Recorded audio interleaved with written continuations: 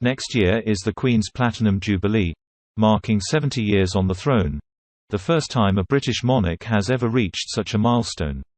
The public are being given an extra bank holiday, and a 4-day weekend in June will be packed full of celebrations. The Queen's last big milestone was her Diamond Jubilee to mark 60 years on the throne. Jubilee years for the royal family are all dedicated to the Queen's reign and the celebration of that period of time, as well as the charities and organisations she has supported over the years.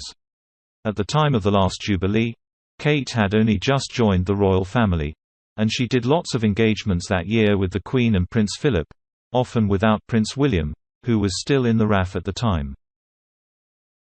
While the flurry of engagements may have been intimidating, it has been argued it gave Kate a strong foundation with which to build up her working life.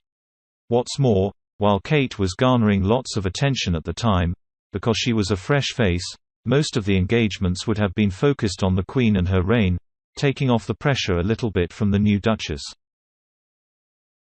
Pod Save the Queen is hosted by Ann Gripper and features Daily Mirror royal editor Russell Myers.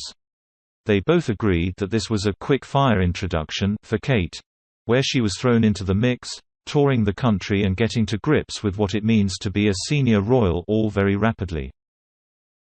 However, Mr. Myers argued it was not necessarily a baptism of fire, instead a great foundation to build on. He pointed out that Kate took a while to work out exactly what she wanted to work on, and that the fruits of her labor are only coming to light now. Ms. Gripper explained, "It was very early days for Kate in her life as a royal, and it probably came at quite a good time for her, because she did quite a lot of jobs with the Queen and Philip, potentially without William, because first think William was still working at that stage. And it gave her a bit of a quick introduction." Mr. Myers replied, "Yeah, a quick-fire introduction, but a great foundation to build on. I think when you're thrown in at that stage and then suddenly you're touring around the country and really getting to grips with what it means to be a senior member of the firm. It's probably not necessarily a baptism of fire.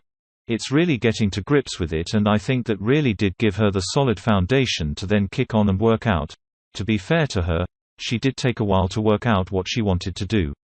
I think we're only seeing the fruits of her labor now many years on."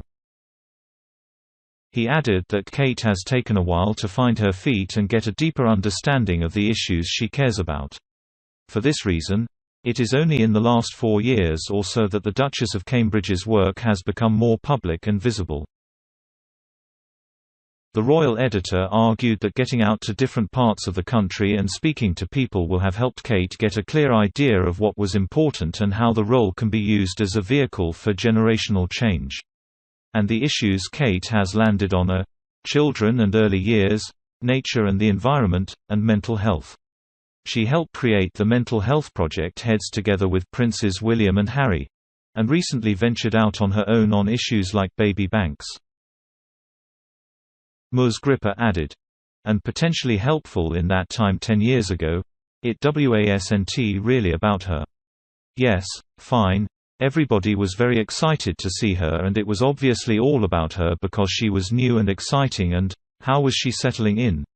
But the purpose of those visits was Queen-related a lot of the time, so the focus was slightly shared." Over the past few weeks, the Cambridges have snapped back into action after coronavirus restrictions began to lift.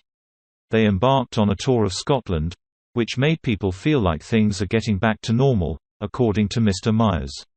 He predicted that they will do a mini-tour later in year, potentially involving a couple of overseas trips, pandemic permitting.